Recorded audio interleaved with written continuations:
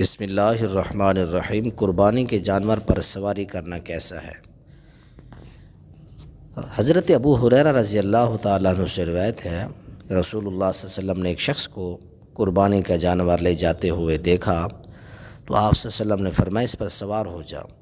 اس آدمی نے کہا یہ تو قربانی کا جانور ہے۔ آپ نے فرمایا اس پر سوار ہو جاؤ۔ اس نے کہا یہ قربانی کا جانور ہے۔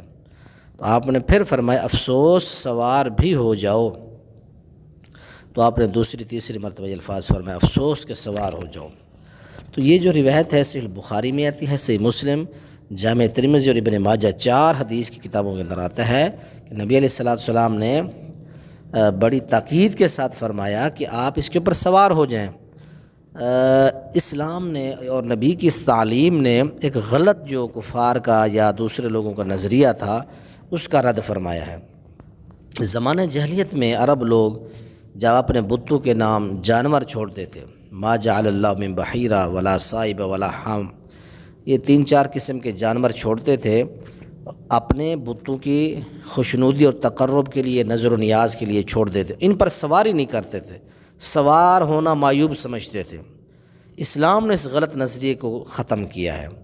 اور اسی طرح امام ترمذی رحمۃ اللہ علیہ فرماتے ہیں کہ اہل علم نے کہ ایک جماعت نے قربانی کے جانور پر سواری کی رخصت دی ہے، جبکہ آدمی کو سواری کی محتاجگی بھی ہو، اس سے سوار ہونے بھی اس کے لیے ہو ضروری، سواری بھی ہو پھر بھی سوار نہ ہو رہا ہو، تو ایسی صورت میں وہ اپنے آپ کو تکلیف دے رہا ہے۔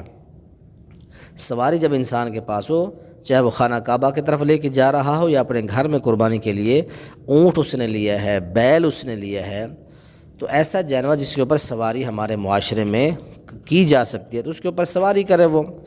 یہی موقف امام شافعی، امام احمد اور امام اسحاق رحمہ سب کا یہ موقف ہے کہ قربانی کے جانور کے اوپر سواری کی جا سکتی ہے اگر سواری کرنا آپ کو ضرورت ہے۔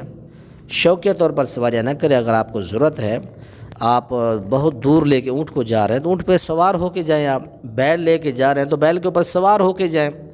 تو اللہ کے نبی علیہ السلام کی حدیث آپ کو سنا دی، یہ بخاری کے اندر، مسلم کے اندر بھی آتی ہے، جامع ترمذی اور ابن ماجہ کے اندر بھی آتی ہے کہ قربانی کے جانور کے اوپر سوار ہونا یہ جائز ہے، حرام نہیں ہے۔ السلام علیکم ورحمۃ اللہ۔ اور دوسرا سوال یہ ہے کہ قربانی کے جانور کو بیچنا، جب قربانی کا جانور اللہ کے لیے خاص ہو چکا ہے، آپ کو اس کو لالچ دے مالک کو کہ نہیں آپ نے ان کو 1 لاکھ کا دے، ہم آپ کو 1.5 کا دیتے ہیں، ہمیں دے دیں، اس طرح کرنا جائز نہیں ہے۔